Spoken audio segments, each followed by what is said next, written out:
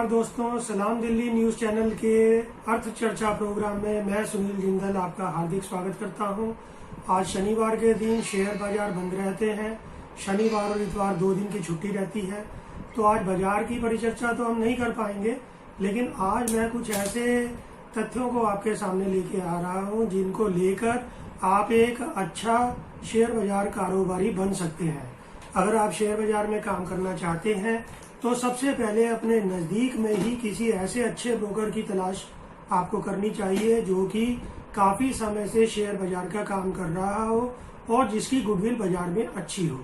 आप उन्हीं के साथ ट्रेडिंग अकाउंट खोलें और उन्हीं के साथ ही डीमैट अकाउंट भी खोलें तो वो बहुत अच्छा रहेगा।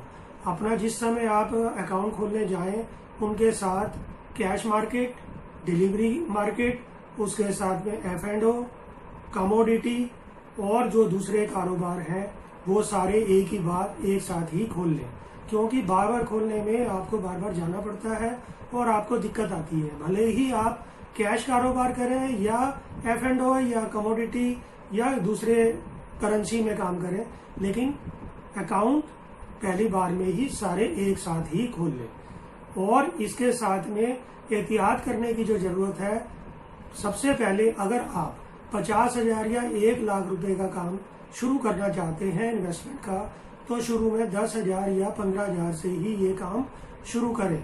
शुरू करने के बाद आप देखेंगे कि आपका डिलीवरी बेस 10,000 हो गया है और आपको और पैसों की आवश्यकता है, तो आप उन 10,000 के अगेंस्ट ही 15 से 16,000 रुपए का सामान खरीद सकते हैं। अगले दिन जाकर या दूसरे तीसरे दिन जब भी आपका ब्रोकर परमिट करे, बाकी का बैलेंस ब्रोकर के अकाउंट में जाके जमा कर दें। इसके साथ क्या होगा कि आपका एक तो बहुत सारा पैसा ब्रोकर के अकाउंट में जाके जमा नहीं होगा और आपके अकाउंट में उसके ऊपर कुछ ना कुछ आपको इंटरेस्ट भी प्राप्त होता रहेगा जब तक कि आप उस वाले शेयर्स को खरीदते नहीं है जिसके लिए कि आपको एक्स्ट्रा पेमेंट देनी है। ठीक है, उसके बाद आप कैश डिलीवरी का आपने सारा अकाउंट खोल लिया है, थोड़ा सा पैसा लगा के आपने काम भी शुरू कर दिया है।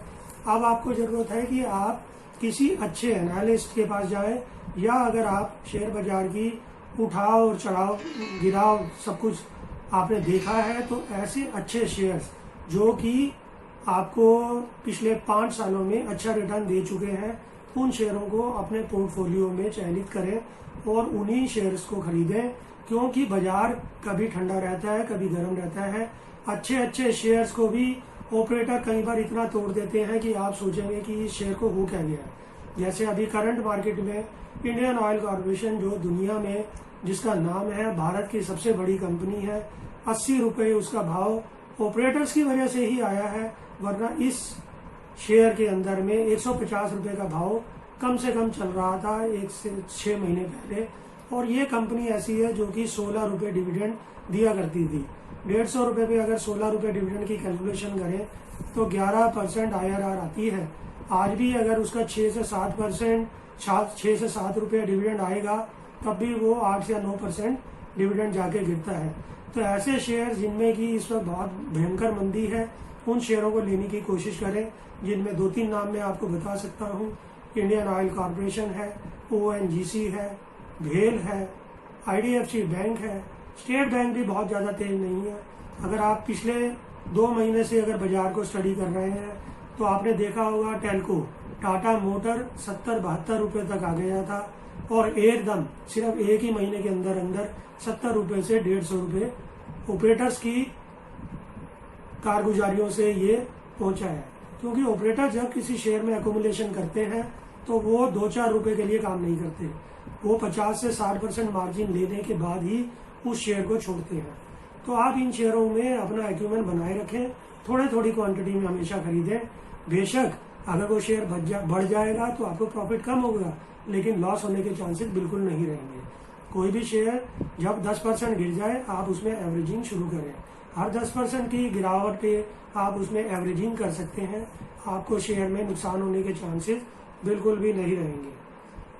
अब ब्रोकर के साथ जब आप अकाउंट खोल लेते हैं, एक तो जो भी आपने ट्रेडिंग की है ब्रोकर को कह के उस ट्रेडिंग का जो भी आपका वॉल्यूम था, क्या क्या शेयर्स आपने खरीदे बेचे और आपकी डिलीवरी क्या आई, कितना बैलेंस रह गया, कितना पेमेंट लग गया है, उसका SMS जरूर मांगे, ये आपका राइट है। और सेबी की गाइडलाइन है कि ब्रोकर को अगला ट्रेडिंग डे शुरू होने से पहले ये सारी चीज़ें अपने क्लाइंट को देनी चाहिए।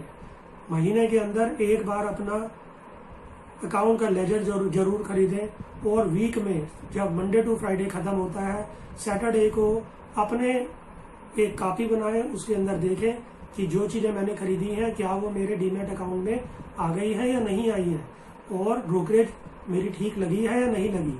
क्योंकि सब ब्रोकर एक जैसे नहीं होते, अच्छे और बुरे हर तरह के ब्रोकर्स हैं। कई बार वो उठा पटक भी ऐसा कर देते हैं कि आपको मालूम भी नहीं पड़ेगा और आपको चूना लग जाएगा। ब्रोकरेज आपकी 2 पैसे है, 3 पैसे भी ब्रोकरेज लग सकती है, कभी गलती से भी लग जाती है, कई बार जानबूझ के भी लग जाती है। तो आप अपना ध्यान रखें।